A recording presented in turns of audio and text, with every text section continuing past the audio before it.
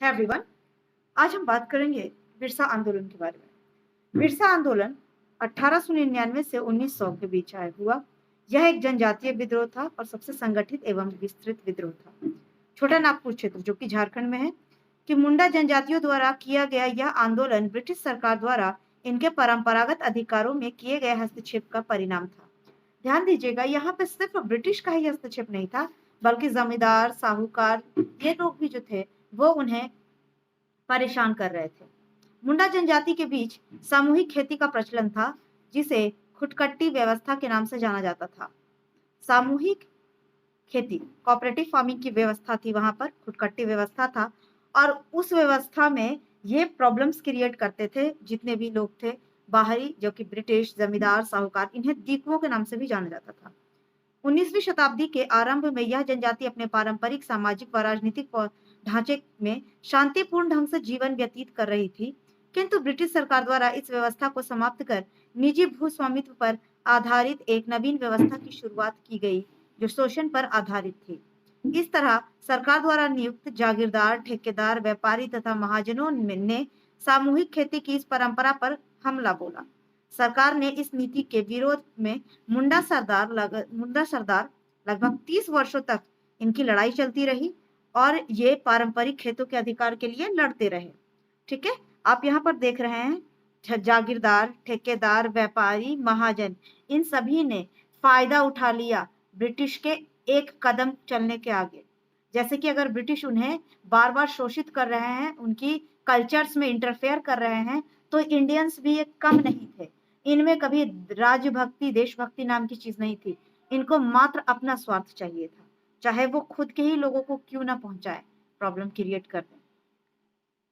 चलिए, दूसरी तरफ हिंदू पुरोहितों के जमींदारों जैसे व्यवहार तथा अत्याचारों से त्रस्त होकर मुंडा जनजाति के लोग ईसाई मिशनरियों की तरफ आकर्षित हुए, क्योंकि ये मिशनरियां इनके प्रति सहानुभूति का भाव रखती थी। बिल्कुल, अगर आप देखें तो आज भी हमारे यहाँ ऊंचा नीचा भेदभाव लगा हुआ है। ठीक है, और यही उस समय भी हो रहा था। जो पंडित थे वो उन्हें उन्हें नीचे नजर से देखते थे, नीच समझते थे। इसके वजह से उन्हें कभी भी स्वाभिमान की तरह जीने का मौका ही नहीं मिला। लेकिन जब ईसाई मिशनरियां आई तो उन्हें ये बताया गया कि आप जिस धर्म में रह रहे हो वहां आपको हीन भावना देखी जाती है, लेकिन आपको, अगर आप ईसाई बन जाते हो तो आपको बराबरी का हक मिलेगा। तो क्यों ना लोगों को ये लगा कि हम एक तो ईसाई धर्म अपनाकर इक्वालिटी के फॉर्म में जाएंगे, साथ ही साथ अंग्रेज जो है वो हमारी भावनाओं की कद्र करेंगे, वो हमें समझेंगे, क्योंकि हम लोग दोनों जो हैं एक ही धर्म के हो जाएंगे। इसीलिए अधिकतर लोग जो थे वो ईसाई बन गए। लेकिन बहुत टाइम तक ये भ्रम नहीं चला, टूट गया ये भ्रम, क्योंकि ये मात्र एक शोषित जनजातियों के रूप में ही जाने गए ईसाई बनने के बाद भी। किंतु कालक्रम के साथ औपनिवेशिक शासन, जमींदारी तथा ईसाई मिशनरियां एक दूसरे का सहयोग करने लगे, जिसके कारण मुंडाओं में यूरोपीय लोग, सरकारी अफसरों, जमींदारों, मिशनरियों तथा ब्रिटिश शासन से जुड़े अन्य लोगों के खिलाफ विद्रोह का भाव जाग उठा। इन परिस्थितियों में बिरसा मुंडा, जिनका जन्म 1875 में बटाई पर खेती करने वाले एक परिवार में हुआ था, ने विद्रोह का नेतृत्व किया। बिरसा अपनी औषधीय तथा चिकित्सीय शक्तियों के लिए प्रसिद्ध था। आरंभिक जीवन में वह ईसाई धर्म के प्रभाव में आकर ईसाई बन गया था, किंतु बाद में उन्हें वैष्णव धर्म स्वीकार किया तथा अपने अनुयायियों को शुद्ध व नैतिक जीवन यापन करने तथा मांस का भक्षण न करने की प्रेरणा दी। यहाँ पर देखिएगा कि उनका भ्रम टूट चुका है। उन्हें लगा, वो समझ चुके थे कि ये सभी लोगों की आपस की मिली भगत है। हम जनजातियों को मात्र उन्होंने शोषण करने के लिए ही एक वस्तु समझ लिया है। इसीलिए बिरसा मुंडा की अगर हम बात करें तो ये खुद क्या किए कि ईसाई धर्म को जो कन्वर्ट हुए थे तो ये वापस से वैष्णव धर्म में कन्वर्ट हो गए। मांस मच्छी को उन्होंने निषेध कर दिया, शराब को निषेध कर दिया, साथ ही साथ एकेश्वरवाद की नीति अपनाया इन्होंने। उसने अपने आप को भगवान का दूत घोषित किया तथा अपनी चमत्कारिक शक्ति के बल पर अंग्रेजों को भगाने का संकल्प लिया। इस तरह वह अब हजारों आदिवासियों का नेता बन गया तथा जल्द ही यह धार्मिक आंदोलन खेतिहर मजदूरों में राजनीतिक आंदोलन में परिवर्तित हो गया। बिरसा मुंडा गांव-गांव घूमकर धार्मिक व राजनीतिक आधार पर आदिवासियों को एकजुट करने लगा।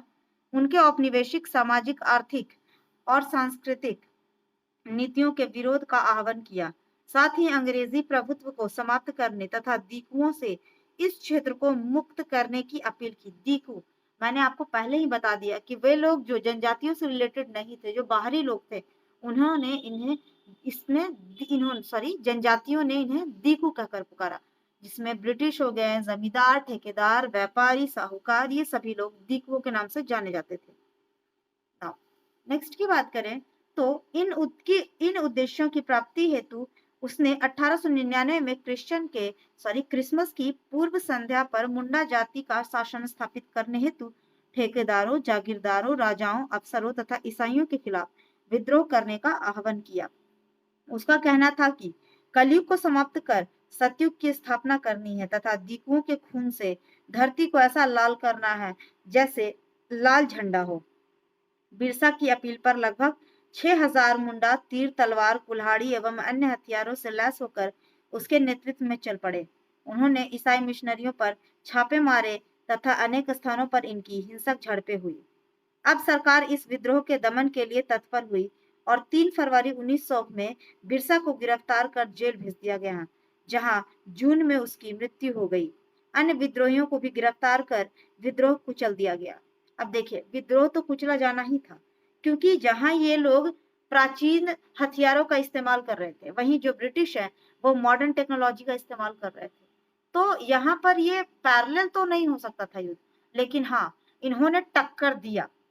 ये भले ही प्राचीन चीजों को अपना रहे थे, लेकिन इन्होंने बहुत भली भांति टक्कर दिया और अंग्रेजों को मजबूर कर दिया उन्हें अपनी बात मनवाने पर। हालांकि यह आंदोलन विफल रहा, किंतु यह औपनिवेशिक सत्ता के विरुद्ध एक सशक्त चुनौती पेश कर सका। इससे जनजातियों में एकता एवं संगठनात्मक प्रवृत्ति का विकास हुआ। इसके कारण ब्रिटिश सरकार द्वारा 1903 ईस्वी में मुंडा जाति की खुटकंटी व्यवस्था को मान्यता प्रदान की गई तथा 1908 ईस्वी में छोटा नागपुर काश्तकारी अधिनियम पारित हुआ, जिसके पश्चात इनके संयुक्त काश्तकारी अधिकारों को मान्यता दी गई। यह विद्रोह अपने स्वरूप में स्थानीय तथा स्थानीय मुद्दों से संबंधित होने के कारण इस आंदोलन का प्रभाव भी क्षेत्रीय स्तर पर ही रहा। यह विद्रोह पुनर्स्थापनावादी दृष्टिकोण से परिचालित था तथा यह अपने साथ पुरातन मूल्यों तथा आदर्शों को लेकर चला था। यह विद्रोह अपने स्वरूप में प्रगतिशील नहीं था, क्योंकि विद्रोह के पश्चात इसने सामाजिक आर्थिक व्यवस्था का कोई नया विकल्प प्रस्तुत नहीं किया। मुंडा विद्रोह अंधविश्वास, हिंसक तथा उग्रवादी प्रवृत्ति से युक्त था तथा इन्हें औपनिवेशिक चरित्र की वास्तविक पहचान नहीं थी। इसलिए इनका विरोध ब्रिटिश सरकार द्वारा नियुक्त एजेंटों के विरुद्ध किया गया। आपको एक एडिशनल फैक्ट इसमें यही जोड़ सकते हैं कि बिरसा मुंडा को धरती आबा भी कहा जाता था। आशा करती हूँ आपको ये अच्छा लगा होगा। यहाँ से क्वेश्चंस पूछे जाते हैं, क्वेश्चंस को ट्राई कीजिएगा PYQ। Thank you.